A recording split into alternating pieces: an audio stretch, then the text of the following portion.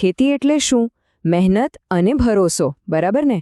આપણે જમીન પર ભરોસો કરીએ છીએ તો પછી જે સાધનો વાપરીએ છીએ એના પર પણ એટલો જ ભરોસો હોવો જોઈએ.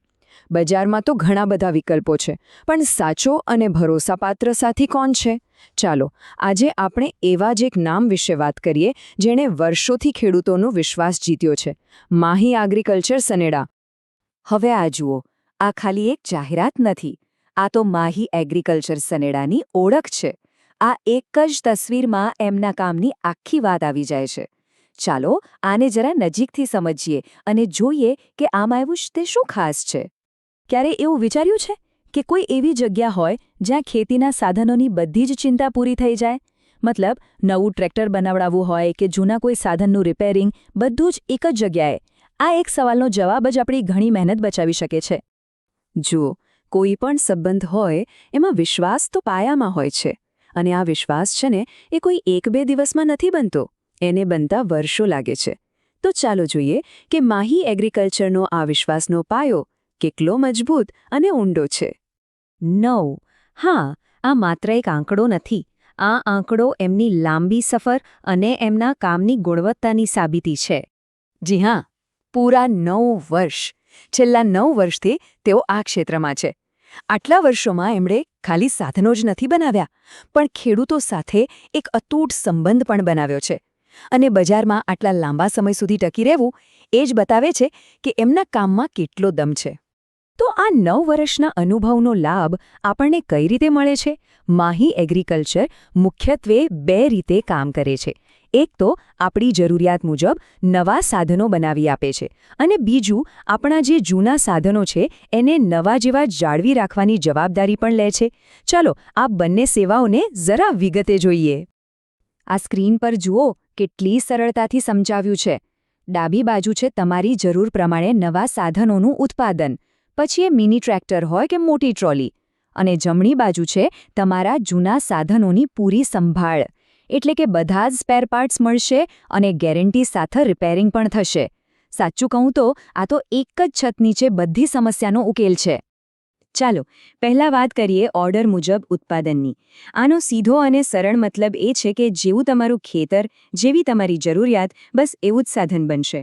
બજારમાંથી તૈયાર લાવેલી વસ્તુમાં ક્યાંક ને ક્યાંક સમાધાન કરવું પડે, પણ અહીં તો બધું તમારા માટે જ બને છે. એટલે કોઈ એડજસ્ટમેન્ટ નહીં, એકદમ પરફેક્ટ ફિટિંગ. અને હવે આવીએ રિપેરિંગ પર. જો નાની મોટી તકલીફ તો કોઈ પણ ઠીક કરી દેશે, પણ જ્યારે વાત મશીનના હૃદય એટલે કે એન્જિન કે ગિયરબોક્સ જેવા મહત્વના ભાગોની આવે ને, ત્યારે સાચા અનુભવી કારીગર જોઈએ. માહી એગ્રીકલ્ચર એ જ કામ કરે છે, જેથી આપણું મોંઘું રોકાણ પાણીમાં ન જાય અને સાધનો લાંબા સમય સુધી ચાલે. આપણે રિપેરિંગ કરાવીએ અને પછી પણ મનમાં સતત એક ડર રહે કે આ પાછું બગડશે તો એવા કામનો શું ફાયદો? પૈસા અને સમય બંનેનો બગાડ. એટલા માટે જ સૌથી અગત્યની વસ્તુ છે ગેરંટી.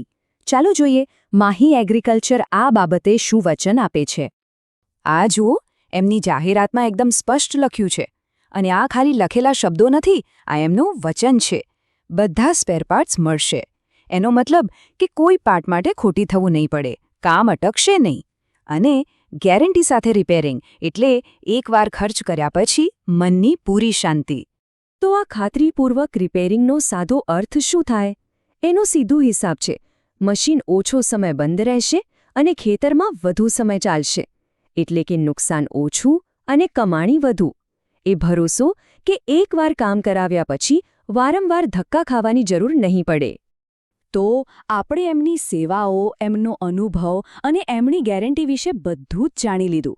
હવે જો એવું લાગે છે કે માહી એગ્રીકલ્ચર આપણી ખેતી માટે એક સાચો ભાગીદાર બની શકે છે, તો સવાલ એ છે કે એમના સુધી પહોંચવું કઈ રીતે?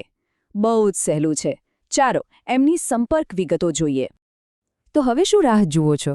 જો મનમાં કોઈ સવાલ હોય, કોઈ ખાસ સાધન બનાવડાવવું હોય કે પછી કોઈ જૂના સાધનની મરામત કરાવવી હોય, તો ચાલો જોઈએ કે એમની સાથે સીધી વાત કઈ રીતે થઈ શકે છે. આ રહી એમની સંપર્ક વિગતો. સીધો ફોન કરી શકો છો 83 47 0 34 462 પર. હું નંબર ફરીથી બોલું છું, નોંધી લેજો, 83 47 0 34 462. અથવા તો રૂબરૂ પણ જઈ શકાય છે. સરનામું છે મોટી કુંડલ, તાલુકો ગઢડા, અને જિલ્લો બોટાદ. પછી ભલે નવું ટ્રેક્ટર બનાવવાનો ઓર્ડર આપવો હોય, જૂના મશીનની કોઈ સમસ્યા વિશે વાત કરવી હોય કે પછી કોઈ નાના સરખા સ્પેર પાર્ટની જરૂર હોય, દરેક કામ માટે બસ એક જ ફોન કોલ કરવાનો છે. આપેલા નંબર પર વાત કરો અને નિશ્ચિંત થઈ જાઓ. તો માહી એગ્રીકલ્ચર સનેડા માત્ર લોખંડના સાધનો નથી વેચતા.